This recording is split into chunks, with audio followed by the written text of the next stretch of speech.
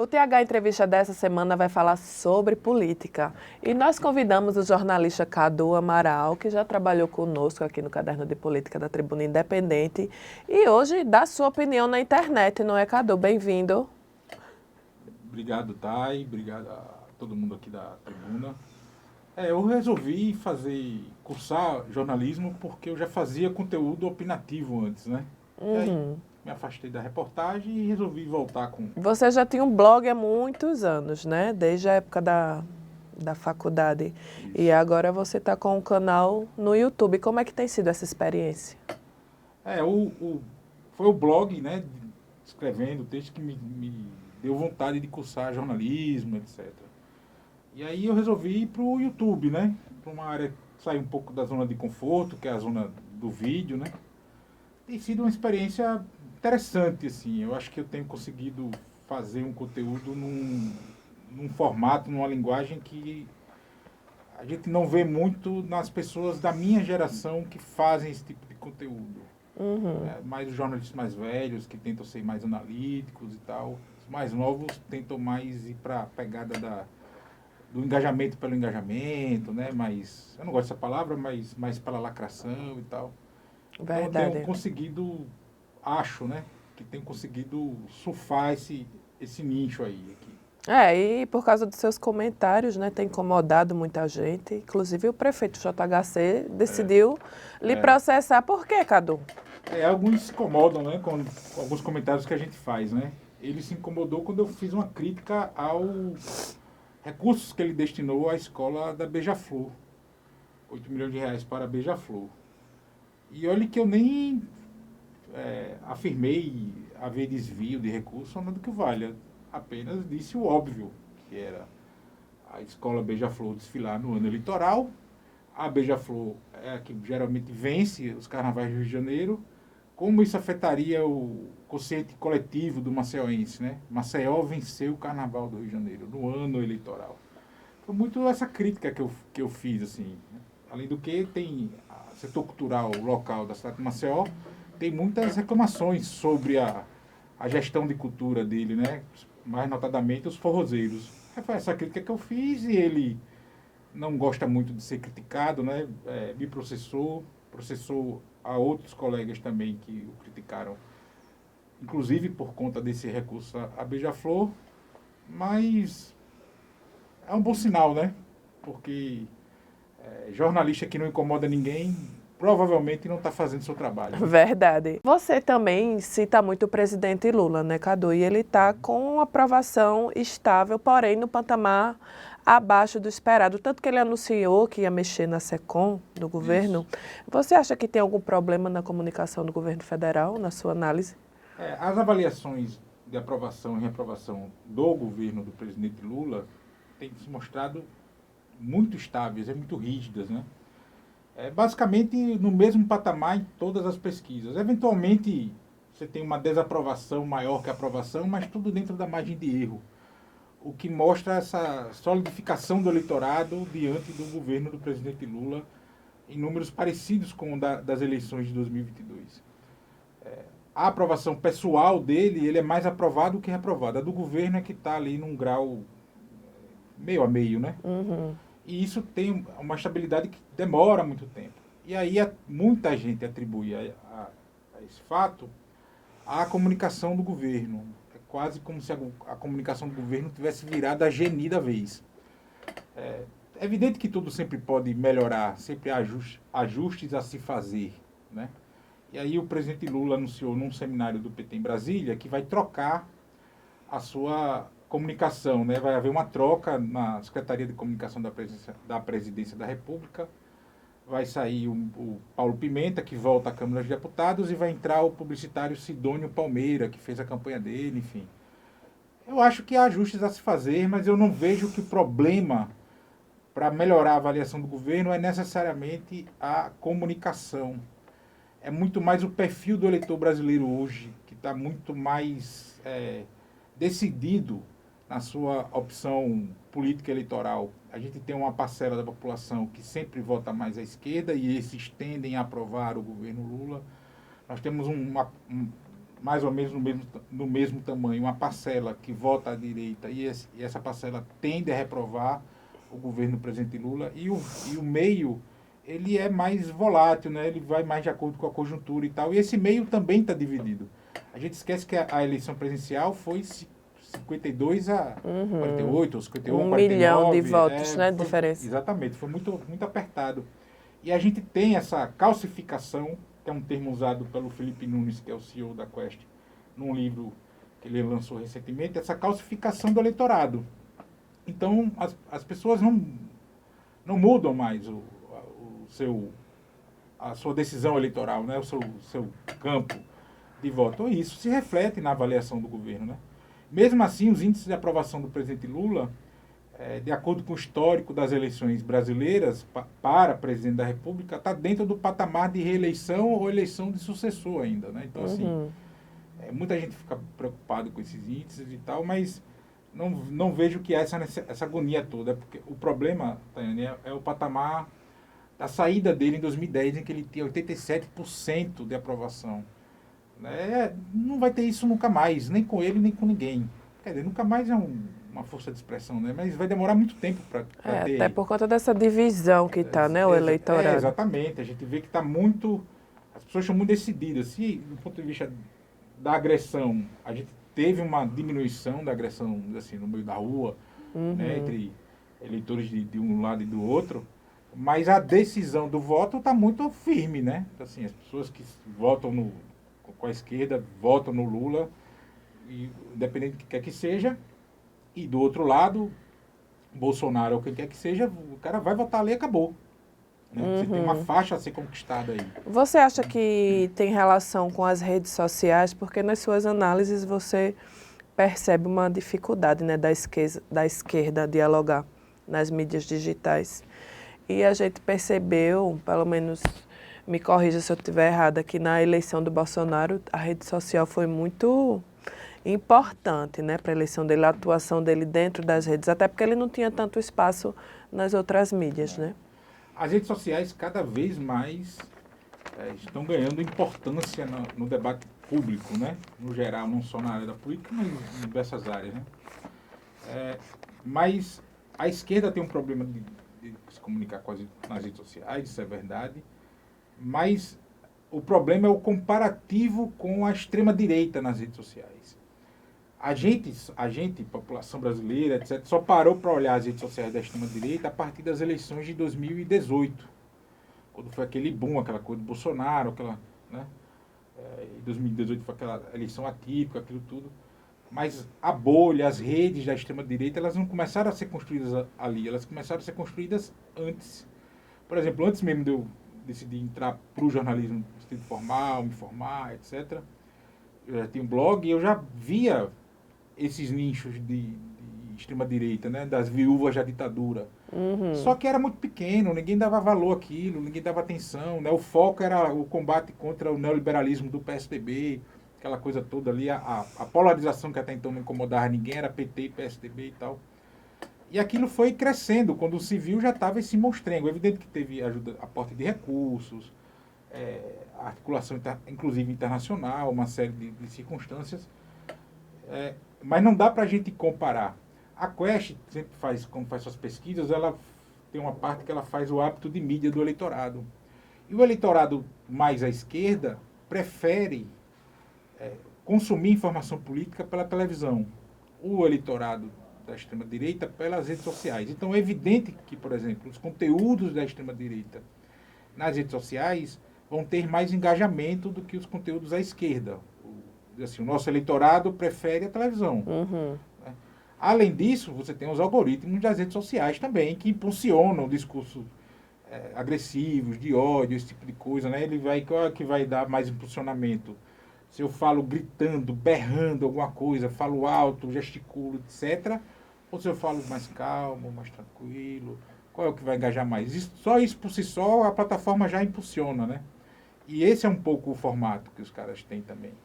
E o fato do público estar muito nas redes sociais, eles se engajam muito mais também. A esquerda se engaja muito pouco na internet também. Então, é uma série de circunstâncias. Né? Agora, isso é um processo de aprendizagem. A gente não vai conseguir fazer todo o trabalho que a extrema-direita vem fazendo há muito tempo, em pouco tempo. Eu acho que essa é a agonia que fica todo mundo, tem que não vai fazer na mesma velocidade. Tem uma questão desse hábito de mídia que precisa mudar, né? Uhum. Nosso eleitorado precisa desligar a televisão e vir para a internet. Então, enquanto não fizer isso, vai estar na televisão. Né? Vai estar na E a televisão. extrema-direita dominando ali, né, as redes Na internet, sociais. no YouTube, nas redes, nos aplicativos de mensagem, né? A rede, né? As bolhas da extrema-direita, elas são muito grandes e muito ativas. E tem conteúdo de todos os formatos, que teve um período que estava a discussão que tem que ser tudo conteúdo curtinho. Tudo vídeo de 30 segundos, 1 minuto, não sei o quê. Aí você vai lá no conteúdo dos caras, tem um monte de conteúdo longo. Tem filmes de 2 horas, não sei o quê, etc. Vê aí a Brasil Paralelo, que tem até uma televisão com aplicativo, a Netflix do neonazifascismo, né? O Brasil Paralelo. Os caras fazem documentários, 2 horas, de 3 horas, assim, visão E distorcida muitos da com realidade, fake né? news, né? Tudo, visão distorcida da realidade, né? Então não é necessariamente o tamanho do conteúdo, o formato tem de todos os tipos, né? Gente à esquerda fazendo conteúdo de todos os formatos. As chamadas pílulas, ou só twitteiro, vídeos mais longos, entrevistas, documentários, tem todo mundo fazendo. Então o problema não é formato. Uhum. O problema é o hábito de mídia mesmo, nossa. Você abre o Twitter e todas as redes, né, funcionam por bolhas, mas você abre o Twitter, os perfis à esquerda só compartilham a Globo News, por exemplo. Então, compartilha a televisão. Uhum. Quando você vai no conteúdo da extrema-direita, não tem televisão sendo compartilhada lá. Estão compartilhando os sites deles mesmos, os canais de YouTube deles mesmos, uns aos outros, né? O que eles tiram dos telegrams da vida, eles jogam para as redes abertas. E quando você vai nos perfis de esquerda, só tem TV Globo. É a melhor das amostras de como o nosso eleitorado prefere a televisão para se formar sobre política. Né? Essa republicação. Cadu, voltando a essa questão do PT, né, aqui em Alagoas, exceto em 2002, o PT venceu todas as eleições presidenciais, né, em Alagoas, mas não consegue ter o mesmo desempenho no estado e em Maceió, que inclusive Maceió foi a única capital do Brasil, do Nordeste, onde o Bolsonaro venceu as eleições presidenciais, né? O partido sempre tateia, né, elegendo poucos vereadores e não tem nome competitivo aqui no estado. Por quê? Em Alagoas, o PT não tem conseguido capilarizar a força eleitoral que o presidente Lula tem na região, né? E no estado também, como todo, né? Maceió sempre teve uma coisa diferente em relação ao restante do estado. Costumou-se dizer, inclusive por conta das últimas eleições, né?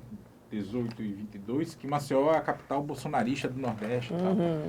Isso é uma grande besteira, né? Porque fica parecendo que o Bolsonaro ganhou de 7-1 em Maceió e não foi. Foi apertado, né? E Maceió, a gente já teve prefeitos da esquerda, Ronaldo Lessa, Cátia Borne, enfim, prefeitos progressistas, o próprio Djalma Falcão nos anos 80, que foi um expoente na luta contra a ditadura militar, enfim. O PT não tem conseguido entender, compreender melhor a realidade local para atuar nela. Né? Não tem conseguido fazer isso. Tem falhado, na minha avaliação, na construção de novas lideranças, numa articulação entre partidos e movimentos sociais melhor, né? Traçar uma tática para a disputa do poder político local, de curto, médio e longo prazos. Né? E aí, o problema é que quando você começa a ter insucessos, você acaba querendo fazer as coisas com muita rapidez, com muita pressa. Uhum. E aí é como se você tivesse enterrado bruxo para baixo, né? Você começa a cavar e se afundar mais. Quando o momento era de parar, respirar, ver e planejar para frente, né? Você comentou frente, né? em um artigo que não tem estratégia, né? Que o PT acaba não tendo uma estratégia para... Não tem projeto político, né? Uhum. E é isso a provocação que eu tentei fazer para dentro do partido aqui, né? Falta uma visão de projeto de partido projeto político, né, de médio e longo prazo mesmo, né? A gente não vai conseguir, por exemplo, nós estamos em 2025 agora, e para 2028 nós vamos ter um nome competitivo para disputar a Prefeitura de Maceió. Isso pode poder acontecer? Pode, mas é você contar com o imponderável. Agora, você pode construir para eleições futuras você começar a ter esse nome.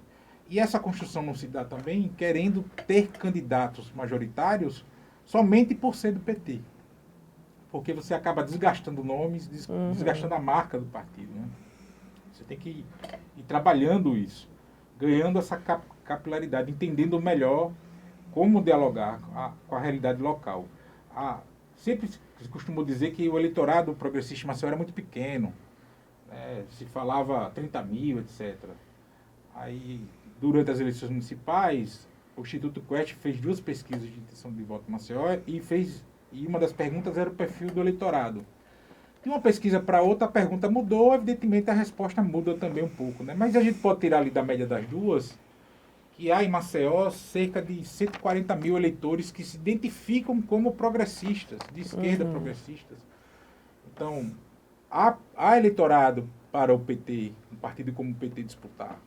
O PT teve agora para vereador, a soma dos votos, 25 mil votos. Cresceu em relação à eleição anterior, mas para 140 a distância. É verdade. Então, o partido precisa se oferecer mais a esse eleitorado, estar mais presente, né? Eu acho que está faltando mais interligação entre partido e movimentos sociais. Praticamente todos os movimentos sociais em Alagoas são dirigidos ou coordenados por militantes do Partido dos Trabalhadores. Mas falta essa ligação mais. E não é aparelhar o movimento, o partido vai aparelhar o movimento, mas falta achar uma forma de dar essa liga. E é isso também não é da noite para o dia. Que eu acho que esse é o grande problema dos companheiros e companheiras pararem para refletir sobre isso. Está muito pensando somente o hoje e o amanhã. Quando a gente tem que começar a pensar a semana que vem, o mês que vem, o ano que vem. Inclusive está tendo polêmicas internas, né? Que o PT vai passar pelo processo de eleição direta aqui em Alagoas, e envolto a essas polêmicas e disputas públicas entre suas principais lideranças, que é o deputado federal Paulão e o Ronaldo Medeiros, deputado estadual. Né? Esse clima de acirramento, rachou de vez o partido? Como é que está a situação? O PT talvez seja o partido mais democrático do Brasil. Né? Ele é um partido com tendências, ou seja, que permite a diversidade, a divergência interna, o debate político, enfim, que muitas vezes acaba indo para fora, né, se tornando público, mas é um partido que permite isso. Então, faz parte do gene do PT essa disputa interna. Tanto o deputado Paulão quanto o deputado Ronaldo são as nossas 2 principais lideranças do partido. Diria até que são as 2 principais lideranças da esquerda em Alagoas. Hoje, né? O deputado Paulão faz um trabalho na Câmara de Deputados de muita bravura. Né? Você imagine, o PT é o Partido do Presidente da República, mas tem cerca de 60 deputados federais. Em nenhum país do mundo o Partido do Presidente da República tem 10% do parlamento. E o Paulão é o único parlamentar de esquerda da bancada de Alagoas. Né? Então, ele é a única voz que os movimentos sociais, o campo progressista alagoano tem na Câmara de Deputados. E ele representa bem, ele cumpre bem esse papel. Assim como o deputado Ronaldo Medeiros na Assembleia Legislativa de Alagoas. Você é repórter de política, e quem vai estar nos assistindo também não precisa...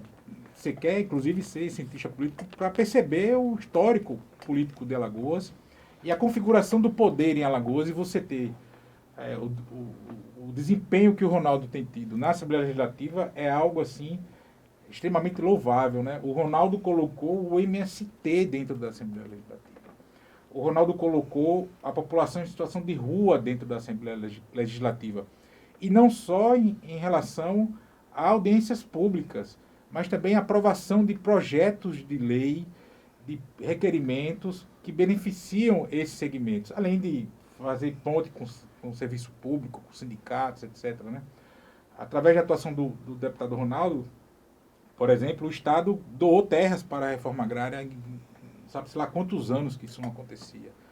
Então, são 2 parlamentares que têm uma atuação exemplar. E ambos querem o fortalecimento do Partido dos Trabalhadores em Alagoas.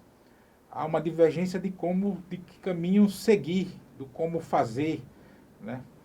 E aí, às vezes, as divergências acabam subindo um tom um pouco de agressividade, de falas mais duras e tal ali. Mas são dois valorosos companheiros do PT, são as duas principais lideranças da esquerda alagoana, né, cuja atuação como parlamentar são dignas de aplausos do campo progressista. Dadas as condições objetivas, o que eles conseguem fazer nos seus mandatos é algo assim que parece que é mentira que você está. Que eles são minoria, né? Não. Exatamente. Você pega ali, o Paulão pelo menos tem bancada na Câmara de Deputados, está ali e tal, o presidente da República é do mesmo partido e tal. Agora, a situação do Ronaldo na Assembleia, não tem bancada. Ele é sozinho.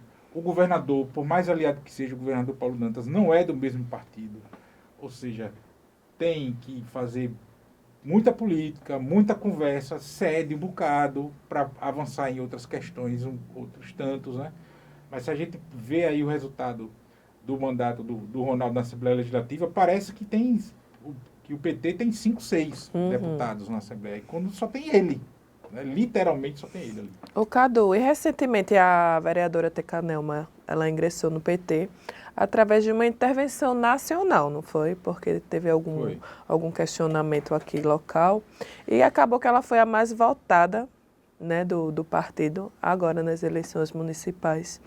Os outros mais votados foram a Alícia da Bancada Negra e o pastor Wellington, né, que teve uma atuação nas redes sociais sobre todas essas questões dos bairros afundados, né, queria representar, né, esses moradores vítimas da Braskem e também se filiaram ao PT. Mas isso prova a necessidade dessa renovação do PT aqui em Alagoas? Sinaliza, né?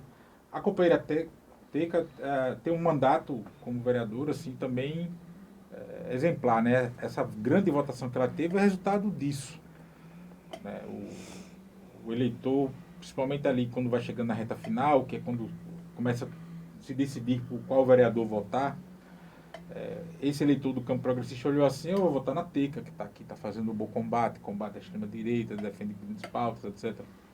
A companheira Alice também tem um trabalho nessa coisa do movimento negro, enfim, que não é de agora, né? A bancada negra, o grupo Bancada Negra já tem uma atuação já de algum tempo aqui na cidade de Maceió. O companheiro pastor Wellington também um grande lutador, principalmente nas questões sociais e nessa coisa do Pinheiro, e teve a aliança do MST, então para o MST empenhar a sua marca não é qualquer coisa, né? Isso mostra a necessidade de renovar. O problema quando se fala, muitas vezes, se fala em renovação, muitas das vezes o tom fica aparecendo, e não estou dizendo que é o que passa na cabeça de quem encarca muito nesse tema, é que quem já está dentro não serve mais, tem só que trazer quem está de fora. E tem que ter um equilíbrio, né? O partido não pode se fechar, se bastar a si mesmo, mas não pode também descartar quem está na militância há muito tempo, né? Nós temos vários companheiros e companheiras do PT que militam no Partido dos Trabalhadores desde muito jovens, né? A gente tem, por exemplo, a companheira Hélida Miranda, que é nossa colega jornalista, que é do Partido dos Trabalhadores há uns 20 anos, mais ou menos, né? Ela é minha contemporânea no movimento estudantil, por exemplo. A gente tem o companheiro Zazo, que faz vídeos mostrando a realidade da periferia de Maceió, né? Que mídia ninja reproduz, etc. O Zazo também, o Zazo novinho, cara, movimento estudantil secundarista ali. A gente tem uma série de figuras, e muitas delas, às vezes, se perdem, né? Abandonam a militância, às vezes até continuam filiados ao partido, mas abandonam, vão cuidar de suas vidas, porque o partido não aproveita. Então a gente tem, na verdade, o PT, não só em Alagoas, mas em nível nacional, um partido muito envelhecido. Você pegar, eu não lembro qual foi o instituto que fez esse levantamento, ou se foi o portal Congresso e Foco, desculpa a imprecisão, mas ano passado fez o levantamento da média etária dos partidos no Congresso Nacional, e o PT era mais alta, cara. Não pode ser a mais alta, né? É claro que formar uma liderança de esquerda demora muito tempo, você formar uma liderança de esquerda. mas não pode o PT ter a faixa etária mais alta, né? Então, é importante, né? Essa renovação, esses nomes como a tivemos renovação é importante. nessas eleições. Experimentar, né? A, a, o quadro político, ele se forja na militância política. E você precisa oportunizar a militância para as pessoas. Nem todo mundo é dirigente sindical, nem todo mundo está no movimento social. Né? Às vezes as pessoas têm indo para luta institucional, para as eleições, outros para serem dirigentes partidários, outros para uma área específica, enfim. Tem que oportunizar. E às vezes isso não acontece como deveria. Às vezes não, isso não acontece como deveria, para não correr sua realidade do PT de todos os estados. Então, para falar de Alagoas, isso não ocorre como deveria no PT em Alagoas. Cadu, a gente tem assunto para ficar aqui conversando horas, mas eu quero finalizar nossa entrevista com uma pequena polêmica sobre a relação que muito se fala aqui em Alagoas sobre o PT e o MDB, né? De que o PT estaria a serviço dos calheiros. Né? Qual é a sua avaliação sobre essa relação? Eu discordo dessa afirmação. Veja, o MDB, ele é o maior partido de Alagoas. O MDB de 102 municípios tem 65 prefeituras, outros tantos vice-prefeitos e outros tantos partidos, ou tantos prefeitos de outros partidos que têm relação com a principal liderança do MDB alagoano, que é o senador Renan Calheiros. O governador do estado é do MDB. De 27 deputados estaduais, 14, a maioria são do MDB. De 9 deputados federais, 2 são do MDB.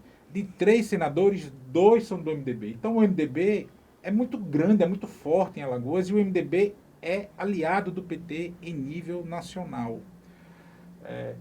O problema aqui é isso. O PT não consegue ganhar mais musculatura política eleitoral e acaba eventualmente ficando muito na dependência do MDB. Mas não significa dizer que o MDB manda no PT local. Quando o PT é um partido nacional, e ser um partido nacional você tem ônus e tem bônus. Qual é o bônus? Onde você chega, militantes do PT estão defendendo a mesma coisa, ao seu modo, falando a mesma coisa. Isso é barato de ser um partido nacional. Onde você chega, você se encontra. Qual é o ônus? O projeto nacional está acima dos projetos locais. Então, quando a direção nacional olha para Alagoas e vê um aliado importante como é a persona do senador Renan Calheiros, né, e toda a musculatura política que tem o MDB aqui, e olha para a musculatura política eleitoral que o PT tem, é evidente que a preferência será para ajudar o MDB aqui, para garantir o apoio em cima do MDB. Né, o MDB é uma federação de partidos estaduais, na verdade é muito isso, né? Qualquer decisão que o MDB toma em nível nacional, nos estados cada um faz o seu. Em 2022 o MDB lançou Simone Tebet para presidente da República, mas o MDB alagoano apoiava o Lula. Né? Por exemplo, e o MDB do Rio Grande do Sul apoiava o Bolsonaro. Então, assim, é da natureza do MDB ser assim. Então, você olha de cima e vê o nosso aliado, um dos aliados prioritários que a gente tem, em nível nacional, o senador Renan, etc. Olha o tamanho que ele tem e olha o tamanho do PT em Alagoas. Não tem comparação. Por que eu vou criar uma rusga com um aliado tão grande desse para algo que não tem viabilidade eleitoral? Cabe ao PT daqui aprender a nadar nessa piscina, nessa correnteza, nessa maré e ganhar força nesse cenário. É esse o barro que tem para fazer. Não adianta ficar chorando as pitangas, etc. E roer um pouco essa corda quando falo isso, né? Que o PT, que o MDB manda no PT, Alagoas, o PT está a serviço do MDB. Não é assim que funciona. Porque o PT é um partido nacional. E aí, com o projeto nacional, quando olha para cá, vê, não, é mais interessante para o projeto nacional apoiar o MDB e não vice-versa. Aí. Agora, você pode construir isso de forma mais altiva também. Você pode se impor mais, colocar mais, etc. Mas não faz lógica romper. Porque muita dessa fala é no sentido do PT romper com o MDB. Não faz sentido o PT em Alagoas romper com o MDB alagoano. O mesmo campo político, estamos no mesmo projeto nacional, isso significa dizer que estamos no mesmo projeto local aqui. A gente que está menor, que se incomoda pela condição de ser menor, é que a gente precisa aprender, achar a forma de crescer nessa diversidade. Né? Zóia, Cadu, e o telespectador que está vendo a gente agora, que quiser continuar lhe acompanhando, né? assistindo suas opiniões políticas, né? Como você já tem vários seguidores, né, que lhe acompanham, que concordam. Alguns não, como a gente vê, né? O prefeito processou, alguns processinhos aí no caminho, mas sempre ativo. Como é que faz para te acompanhar? Blog do Cadu Amaral, né? Tá no Facebook, no YouTube, tem no YouTube, né? Blog do Cadu Amaral, tem o site de texto, né? O blog de texto, caduamaral.blogspot.com. E no Instagram também, de vez em quando eu solto uns videozinhos lá também, faço uns comentários. Recentemente teve um vereador que se incomodou um pouco aí com a fala que eu fiz, mas é a vida. Como você falou, né? O jornalista que não incomoda não está fazendo o trabalho direito.